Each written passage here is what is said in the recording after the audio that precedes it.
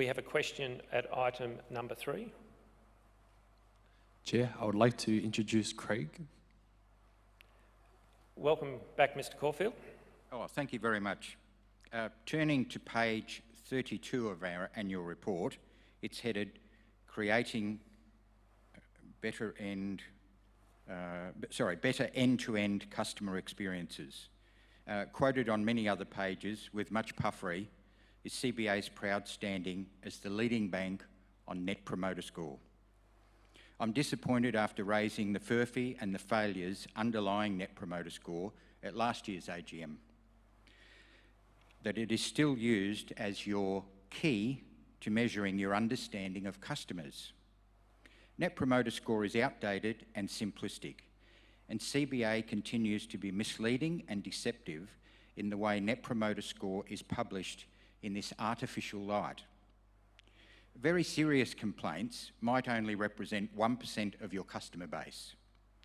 And let me acknowledge CBA is doing many things right and many things positive and has got many happy customers. But it is the tail end complainants that have a disproportionate influence on bringing on things like the Royal Commission and regulator inquiries. Far more accurate and informative data can be obtained from a series of other non-financial metrics. Complaints, internal dispute resolution, customer advocate, complaints to AFCA, other external dispute resolution methods, mediation, court cases, scams registered, scam dollars saved, scam dollars lost, speak up, whistleblowers. Your glowing annual reporting on Net Promoter Score does not reflect the record increases in complaints to AFCA. CBA's Net Promoter Score is 4 out of 100. 4 out of 100. Bendigo Bank rates 20. Perpetual above 30. Nike has a Net Promoter Score of 48. Apple 61. And I received a newsletter 2 days ago, Unyoked, a tiny home company, claiming their Net Promoter Score is 80. Set against these companies, CBA has failed customer advocacy. Saying you are the best of a bad bunch is inefficient and unfair to include in REM considerations for Mr. Comyn. And I know there's other things that are included in considerations, but you do say it's your key point for customers. For this reason, I'll be voting against Mr. Comyn's REM package, despite knowing how many good things Mr. Comyn is doing through the bank over the years. Please stop referring to data science and hiring hundreds of engineers while you lazily gild the lily on such failed metrics as Net Promoter Score. My question, why has the failings and distortions of Net Promoter Score escaped the REM committee? Thank you. Thank you for your question, Mr. Caulfield. You raised a whole lot of more detailed metrics that you recommend that we look at. I don't think there was a one that we don't actually apply ourselves to in detail in considering the performance of the bank. Our focus on complaints, both systematically, systemically, and ad hoc, is actually very diligent because that really highlights to us where we are not doing things well, that when we correct, our Net Promoter Score actually goes up. So the Net Promoter Score is an outcome, and there are many ways of calculating it, but our aim is to improve our NPS over time. We have an aspirational target of getting to an NPS plus 30, which for a large-scale institutional-sized bank like CBA would be unheard of almost anywhere in the world. So NPS is a really good beacon on the hill for us as a company to rally around, but we don't get there by just focusing on NPS.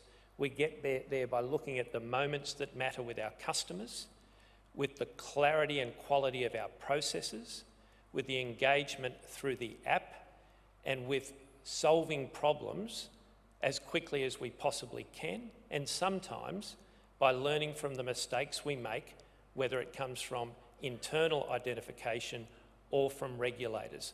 So that entire ecosystem of items you discussed are absolutely relevant to how we operate in the detail, but it's really important that we have a beacon that we can rally our staff around, that they can use the should we test on, and we can see whether we're making relative progress or not. And in that context, NPS is in fact very effective. Well, thank you, Mr. O'Malley. I think that the annual report, when I read it, my shackles go up when I read NPS so many times. And all of the other things, I accept that you do discuss all those other measures. I accept that they're part of the conversation. But you describe it in the annual report as your key measure. I'm just knowing how the long-standing complaints can bring upon the Royal Commission. That's not 100 customers, that's 1 in 100 that bring that on.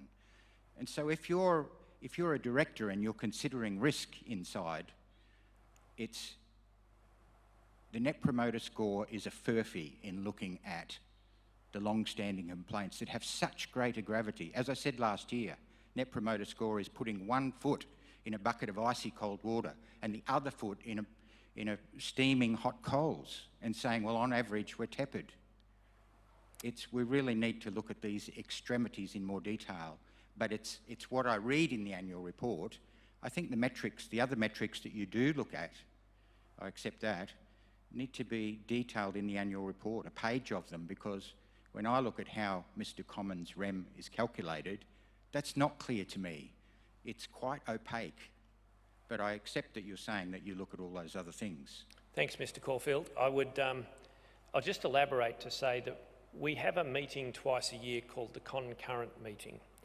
And it's a meeting where it's chaired by the chair of the People and Remuneration Committee, but the PRC, the Audit Committee and the Risk Committee come together to look at all of the details on the aspects that we've just been discussing to determine what systematic or systemic issues of risk or operations aren't appropriately addressed. And that conversation then goes to input in terms of where we set on the non-financial metrics in the STVR. It's a very rigorous process and it involves bringing in a whole lot of metrics. So I would not necessarily agree with your categorisation as NPS, but I'll absolutely take on board the provision of additional detail that actually helps to understand what we think we need to do to move NPS. And if we move NPS, we will be a better bank for our customers, and that will be to the benefit of our shareholders. So thank you for your two questions there.